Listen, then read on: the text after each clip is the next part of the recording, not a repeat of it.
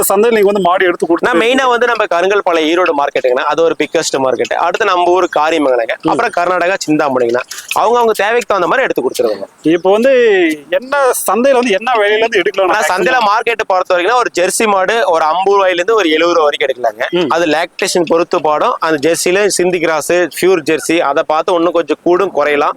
அந்த நிலவரத்தை பொறுத்து HF கிராஸ் வந்து ஆல் பிளாக் கிராஸ் வந்து ஒரு 60 ரூபாயில இருந்து ஒரு 75 ரூபா 80 ரூபாய்க்குள்ள எடுக்கலாங்க.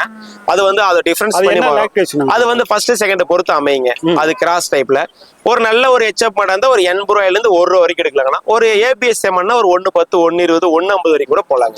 அது வந்து லாக்டேஷன் பொறுத்து மாறும், சுழி சுத்தத்தை பொறுத்து மாறும், காம்பு இடைவெளி பொறுத்து மாறும், மாடோட ஹைட் வெயிட் பொறுத்து மாறும். அது இல்லாம வால் இறக்கம், மாடு ஸ்ட்ரெயிட் லைனு, மாடு வாக்கிங்கு அதெல்லாம் பொறுத்து அமைங்க. அப்புறம் சின்ன கொம்பு இருக்குது, பெரிய கொம்பு இருக்குது, மொட்டை டைப் இருக்குது, போடி டைப் இருக்குது. அது இல்லாம மாடோடைய அழகும் இருக்குது. அழகுக்கு ஒரு சில மாடு 5000 எச்சாவும் இருக்குது. சோ இப்போ இந்த சொன்ன ரேட் எல்லாமே வந்து ஃபர்ஸ்ட் செகண்ட் மூணாவது ஃபர்ஸ்ட் செகண்ட் அவ்வளவுதாங்க. செகண்ட் லாக்டேஷன் ஃபர்ஸ்ட் செகண்ட் மட்டும் தான் சொன்னேன். சில பேர் எனக்கு நாலாவது லாக்டேஷன் வந்து கம்மி பண்ணி கிடைக்குதுன்னு கம்மி பண்ணி எடுத்துக்கலாம். சோ அது வந்து இன்னும் கம்மியா எடுத்துக்கலாம். மாட்டுக்கு இந்த விலை எல்லாம் இல்லைங்க. மார்க்கெட்ல 30 ரூபாயில இருந்து 1.5 லட்சம் வரைக்கும் இருக்குதுங்க. நாம பார்த்து எடுக்கிறதா இருக்குது. அவங்க செலக்ட் பண்ற பொறுத்து தான் இருக்கு. சோ அதுல வந்து கறவை மாறும். கறவை மாறும். Okay thank you.